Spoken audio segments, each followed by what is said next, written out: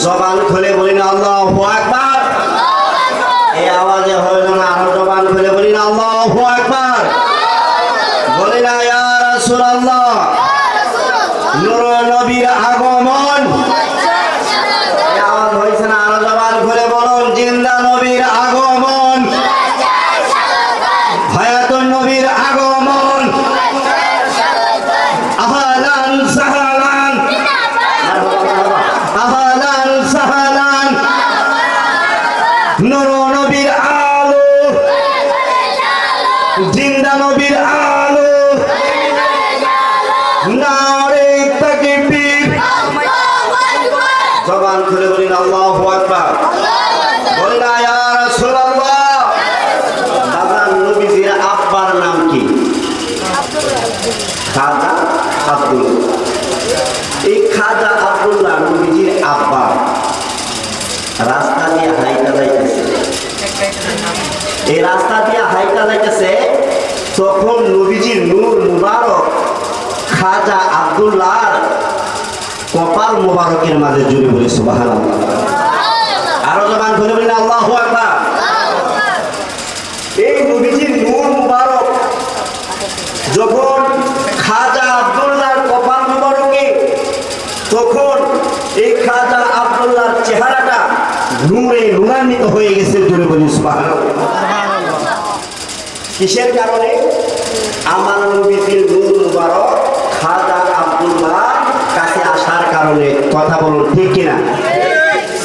এই খাজা আব্দুল্লাহ আমার নবীজির আব্বা রাস্তা দিয়ে যখন হাঁটে, আরবের মহিলারা এই নূর দেখা ওনাকে বিবাহ করার জন্য পাগল করা হয়ে গেছে। জবান করে বলে আল্লাহু আকবার। আরবের একজন প্রখ্যাত কবি ওয়ারাকা ইবনে নওফেল, ওনার বোন ওনারে দেখা বিবাহের প্রস্তাব দিলেন। ও আব্দুল্লাহ, তোমার চেহারার মাঝে যে কি যেন একজন নূরের জলমল জলমল করে, এই নূর টিকা আমি সামলাইতে পারি না। এই নূরের প্রেমে আমি পাগল হয়ে গেছি, মশগুল হয়ে গেছি। আমি ওয়ারাকা ইবনে নওফলের বোন, তোমার কাছে আমি বিবাহের প্রস্তাব দিতেছি, তুমি আমারে বিবাহ করো। এই খাজা আব্দুল্লাহ বলে না, আমি তোমাকে সেই উত্তর দিতে পারি না, কেননা আমার আব্বা জানের অনুমতি ছাড়া আমি কোথাও বিবাহ করতে পারবো না। জুড়ে বলি মারহাবা। আর জুড়ে বলি না আল্লাহু আকবার। এবার ঘটনাক্রমে এই খাজা আব্দুল্লাহর সাথে আমার নবীজি মা আমেনার সাথে বিবাহ হয়ে গেছে। জুড়ে বলি সুবহানাল্লাহ। কার সাথে বিবাহ হয়েছে? মা আমেনার সাথে। বাবার বিবাহ হওয়ার পরে আমরা স্বামী স্ত্রী বাসর করে হয় কি হয় না? একত্রিত হয় কি হয় না? মা আমেনা দেখতেছে ওনার বাসর ঘরটা একটু অন্ধকার অন্ধকার। যে মাত্র রে খাজা আব্দুল্লাহ বাসর ঘরের ভিতরের মাঝে ঢুকছে, এই খাজা আব্দুল্লাহর কপাল মুবারকের মাঝে যে আমার নবীজির নূর, সেই নূরের আলোতে মা আমেনার বাসর ঘর নূরে নূরান্বিত হয়ে গেছে, আলোকিত হয়ে গেছে। জুড়ে বলি সুবহানাল্লাহ। বলি আল্লাহু আকবার। এবার মা আমেনা যখন খাজা আব্দুল্লাহর কপালের দিকে নজর করলেন, তাকায়া দেখতেছে একটা নূরে ঝিলিক মারতেছে, ঝিলমিল ঝিলমিল করতেছে। মা আমেনা সেই নূর দিকে আর সামলাইতে পারলেন না, সেই নূরের প্রেমে পাগল হয়ে গেছে। এই মা আমেনা সেই নূরের প্রেমে পাগল হইয়া ভালোবাসার নজরে, মহব্বতের নজরে খাজা আব্দুল্লাহর কপাল মুবারক মুবারকের মাঝে একটা মহাব্বতের সুমা মারছে, জুড়ে বলি সুবহানাল্লাহ।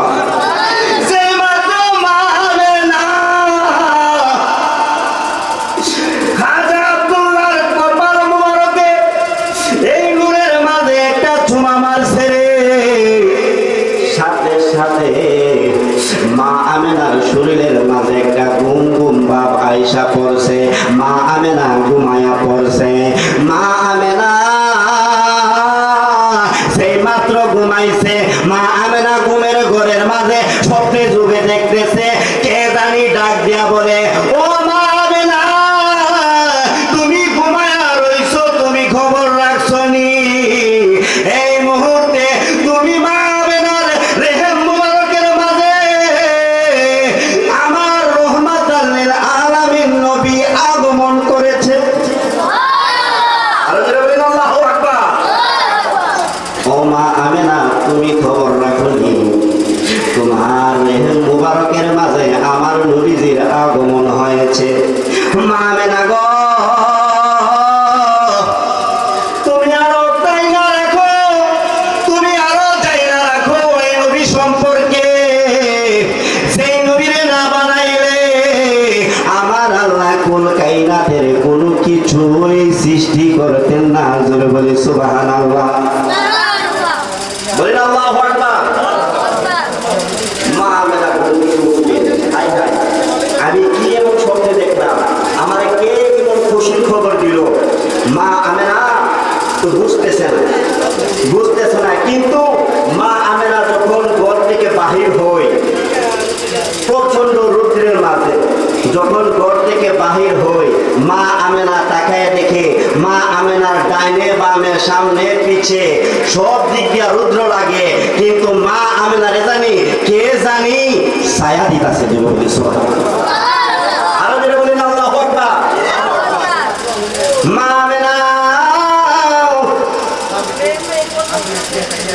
আমেনা বলে চতুর্দিক দিয়ে রৌদ্র লাগে, আমার গায়ের মাঝে রৌদ্র লাগে না, আমার শরীরের মাঝে দিয়ে আগের চাইতে একটু আরাম আরাম লাগে।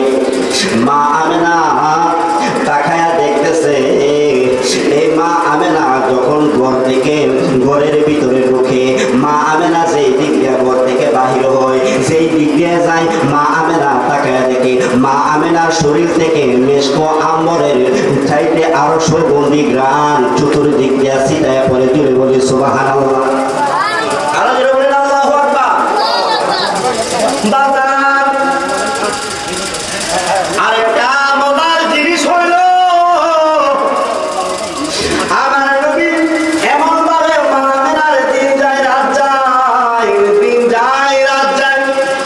আমার নবী দুনিয়াতে আগমন করবেন, আগমন করার কিছুক্ষণ পূর্বে আর কিছুক্ষণ পূর্বে মা আমেনা দেখতাছে একটা বাঘ দৌড়ায়া দৌড়ায়া আসতেছে, আর একটা হরিণ নাচতে নাচতে নাচতে নাচতে দৌড়ায়া দৌড়ায়া আসতেছে। বাঘটা যাইতেছে হরিণের দিকে আর হরিণটা যাইতেছে বাঘের দিকে। জোরে বলি মারহাবা।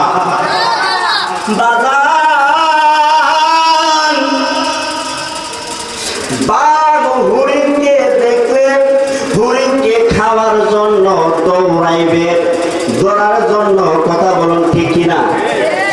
আর হরিণ বাঘের হাত থেকে বাঁচার জন্য দৌড়াইবে, আপনার চেষ্টা করবে বাঘের হাত থেকে বাঁচার জন্য।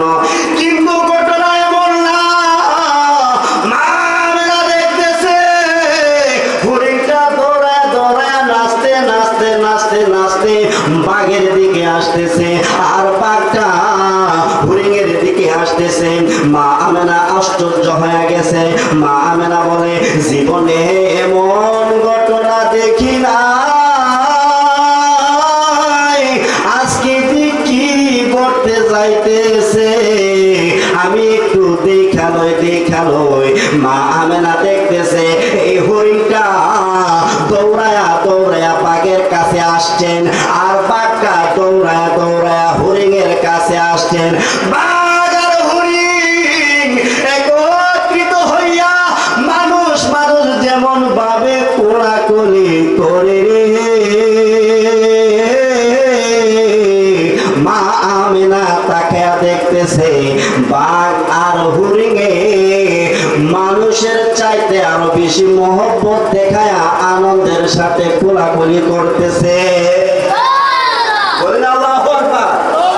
এটা আশ্চর্যের ব্যাপার না? আশ্চর্যের ব্যাপার না? আরে বাঘ আর হরিণ কোলাকুলি করে, হাই হাই, এটা তো অবাক হওয়ার বিষয়। মা আমিনা বলতেছে জিনিসটা কি? আজকে শুধু উল্টা করতেছে। মা আমিনা বলতেছে আমি দেখাবে ঘটনাটা। মা আমিনা তাকায় দেখতেছে বাঘ আর হরিণ মা আমিনার দিকে আস্তে আস্তে আসতেছে। জোরে বলি মারহাবা। এখন আপনি আমার সামনে যদি বাঘ আগায় আসে তাহলে আমার ভিতরে আপনার ভিতরে একটা বই ঢুকুনি, একটা বই ঢুকুনিও। মা আমিনার ভিতরের মাঝে একটু বই বই ভাব হইতেছে। বাঘটা বুঝতে পারতেছে বাঘ এবার আমার আল্লাহরে ডাক দিয়ে বলতেছে মালিক আমার জবানটা খুলিয়া দাও, আমি আমার মনের কথাটা মা আমিনাকে বলে দেই। জুড়ে বলি সুবহানাল্লাহ। বলেন আল্লাহু আকবার। ঈদে মিলাদুন নবীর মাহফিল, ঈদে মিলাদুন নবীর মাহফিল প্রথম করছেন রবানা। ঈমানদারগণ জোলস করোনা, ঈমানদারগণ জোলস করোনা।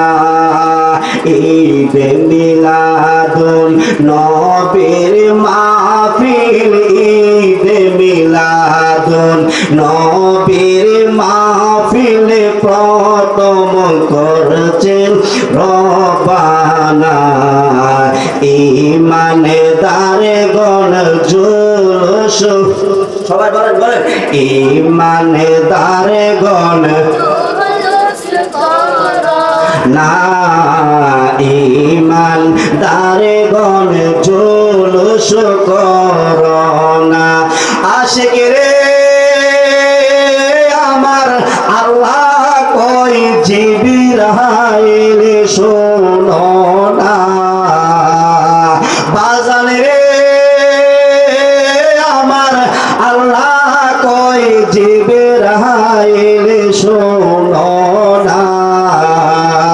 তোমরা আসমানে সাজাও জমিন সাজাও, তোমরা আসমান সাজাও জমিন সাজাও, সাজাও বেহেশত খানা। ঈমানদারগণ জোলস করোনা, ঈমানদারগণ সবাই সবাই আইরে ঈদে মিলাদুন নবীর মাহফিল, ঈদে মিলাদুন নবীর মাহফিল প্রথম করছেন রব্বানা। ঈমানদারগণ জোলস করোনা। বাজান রে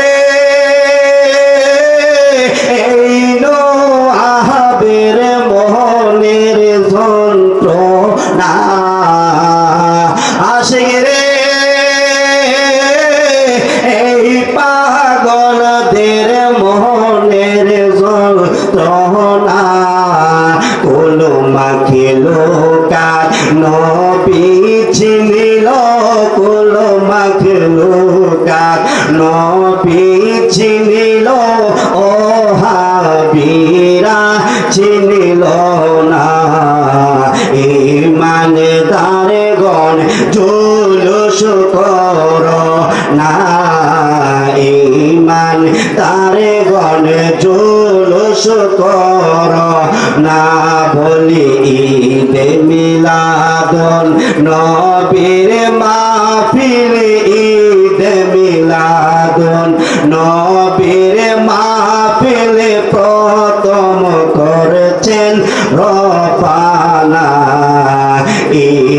ঈমানদারগণ জোলস না। আল্লাহুম্মা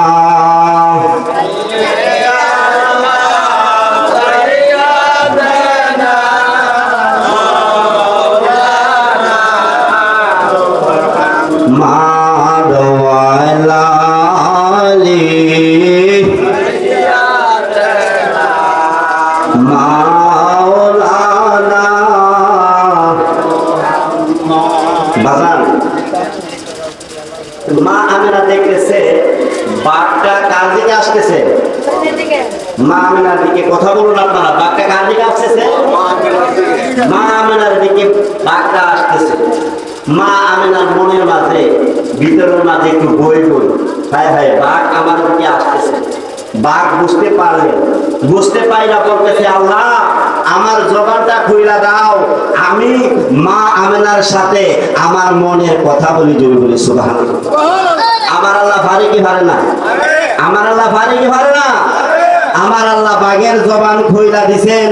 বাঘ মানুষের মতন কথা বলে, ডাক দিয়া বলে, মা আমেনা আপনি বই পাইবেন না, আপনি বিচলিত হইবেন না। ও মা আমেনা, আমি আপনাকে আঘাত করার জন্য আপনার কাছে আসতেছি না, আমি আপনাকে দুঃখ দেওয়ার জন্য, কষ্ট দেওয়ার জন্য আমি সামনে আপনার দিকে আসতেছি না। মা আমেনা আমি আপনার কাছে আসতেছি আপনার পায়ে, আপনার কদমে চুমা দেওয়ার জন্য। দিল বলি সুবহানাল্লাহ। ও মা আমেনা, গতকাল আপনার রেহেম মুবারক থেকে আমার নবী, জিন্দা নবী, হায়াতুন নবী দুনিয়াতে আগমন করবে। এই জন্য আপনাকে সম্মান করার জন্য, ইজ্জত করার জন্য আপনার কদমটা বাড়ায়া দেন। আপনার কদমের মাঝে আমি একটা চুমা খাবো। বাঘ মানুষ মানুষকে যেমন ভাবে সম্মানের সহিত, ইজ্জতের সহিত কদমে চুমা দেয়, মা আমেনার পায়ের মাঝে বাঘ সেমন ভাবে চুমা দিছে। জোরে বলি সুবহানাল্লাহ। বলি আল্লাহু আকবার। বলি না ইয়া রাসূলুল্লাহ। বাবা মা আমেনা যখন বাঘ যখন চুমা দিছে, এবার বলতেছে যে বাঘ মানুষের মতন কথা বলে, সেই বাঘ তো সাধারণ বাঘ হইতে পারে? কথা বলো, সাধারণ বাঘ হইতে পারে?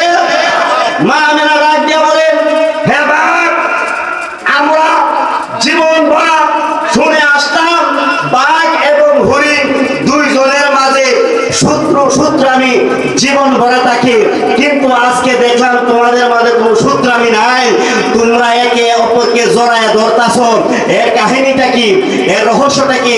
বাঘ ডাক দিয়ে বলে, মা আমেনা, কে জানি গায়বী ইলহামের মাধ্যমে আমাদেরকে জানায়া দিলেন, আপনি মা আমেনার রেহেম মুবারক থেকে, যিনি হায়াতুন নবী, জিন্দা নবী, গায়েবের খবর দেনওয়ালা নবী, যেই নবীকে সৃষ্টি না করলে আমার আল্লাহ 18,000 আলম, 80,000 মাখলুকাত কোনো কিছু সৃষ্টি করতেন না, সেই নবীজি আপনি মা আমেনার রেহেম মুবারক থেকে দুনিয়াতে আগমন করবেন।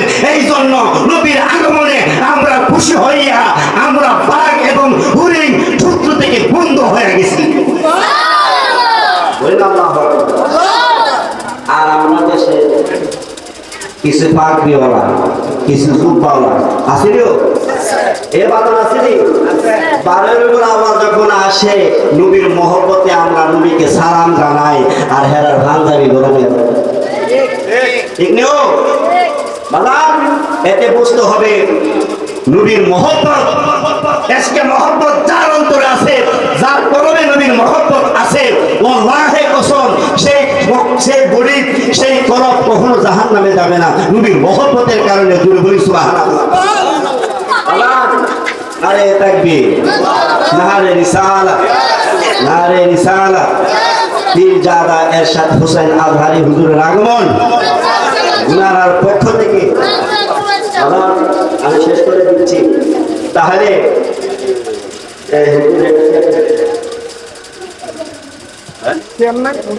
নবীর আগমনে, নবীর আগমনে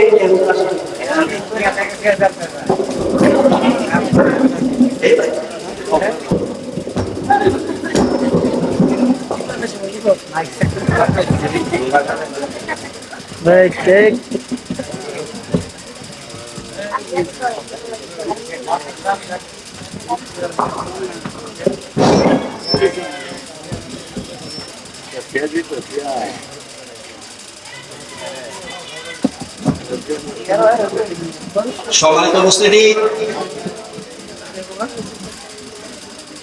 আমাদের বড়গুলার আজহারা মসজিদিয়া আজহার এই মসজিদের নকশবন্দিয়া দরবার শরীফের সম্মানিত সাহেবজাদা এসেছেন। আমরা খুশি না বেজার? আর যখন করে বলি খুশি না বেজার?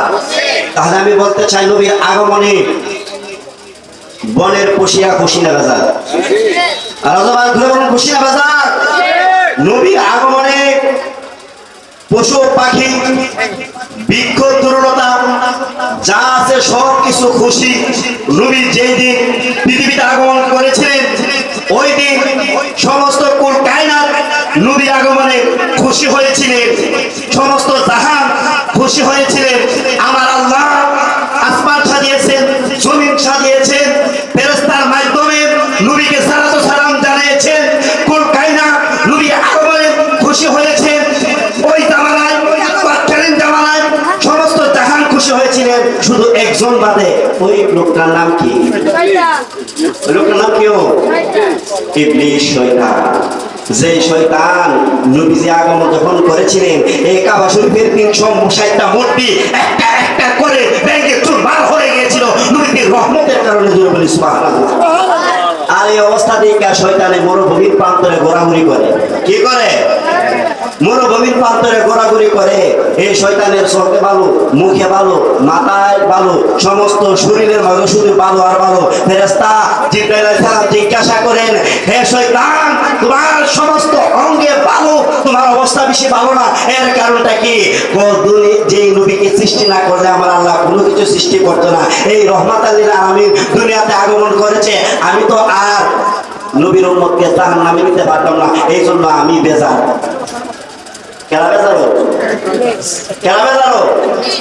আর আজকে সেই 1400 বছর পরে নবীর আগমন আসলে নবীর পাগলেরা খুশি, আর কিছু আছে বেজার। এরা হলো কাদর শয়তান। যেমন বেজার ছিল তারাও বেজার। কথা বলেন ঠিক কিনা? সম্মানিত উপস্থিতি, 160টা দেশ। কয়টা দেশ? 160টা দেশ। 160টা দেশের মাঝে ঈদে মিলাদুন নবী পালিত হচ্ছে। জোরে বলি না সুবহানাল্লাহ। আমি বড়গুনারা দক্ষিণ পাড়া ভিকি মেম্বারের ভোট যদি ঈদে মিলাদুন নবী পালন না করি তাহলে নবীর কুস্ত আয় বজাইব? ইও আয় বজাইব নিও? কোনো কিছু আসবে না, যাবে না। কিন্তু প্রতি বছর কোটি কোটি টাকা খরচ করে সারা বিশ্বের 160টি দেশ ঈদে মিলাদুন নবী পালিত হচ্ছে। কোটি কোটি টাকা খরচ করে একমাত্র আমার নবীর মহব্বতের কারণে। তুমি বলি না সুবহানাল্লাহ। সেই মহব্বত আমাদের অন্তরে রাখার দরকার আছে কি নাই? আরো জবান ঘুরে বলো, আছে কি নাই? নবীর মহব্বত ঈমানের মূল। নবীর মহব্বত যার কলবের মাঝে আছে সেই হলো ঈমানদার, সেই হলো নবীর আশিক। আর সেই নবীর আশিক যদি মরে যায় তার জন্য জাহান্নামের আগুন হারাম হয়ে যাবে। জোরে বলি সুবহানাল্লাহ। সেই নবীর আশিক হয়ে আমরা যেন মরতে পারি, আল্লাহ পাক তৌফিক দান করুন সকল বলে আমিন। এই বলে আমি আমার সমাপ্ত আলোচনা এখানে শেষ করলাম। আসসালামু আলাইকুম ওয়া রাহমাতুল্লাহ।